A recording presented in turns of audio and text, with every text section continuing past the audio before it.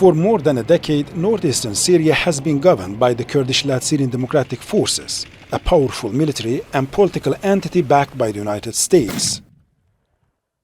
At its height, the SDF controlled roughly a third of the country, most of Hasaka, much of Raqqa, and areas of Deir ez-Zor and Aleppo.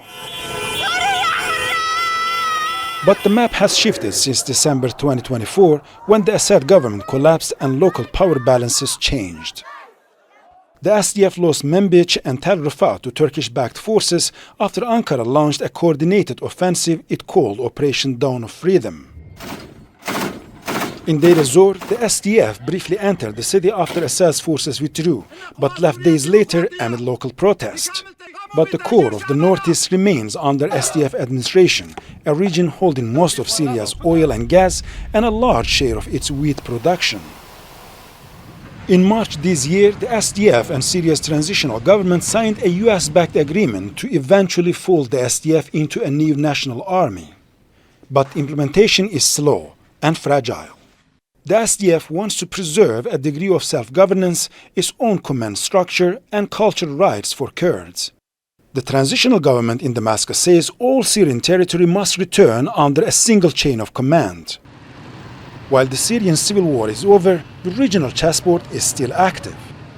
The United States maintains several hundred troops in the northeast, aiming to prevent the resurgence of ISIL and to shape the post-Assad order.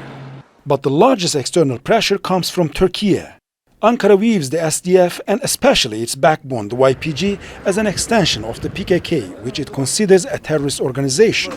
It has repeatedly warned that no political settlement in Syria can legitimize what it sees as a hostile armed force on its southern border. We will clear our border from terrorists. We can't allow a terror corridor along our border. Meanwhile, Israel continues to strike targets and expand its military presence inside Syria, claiming it is protecting its borders and Syrian minorities.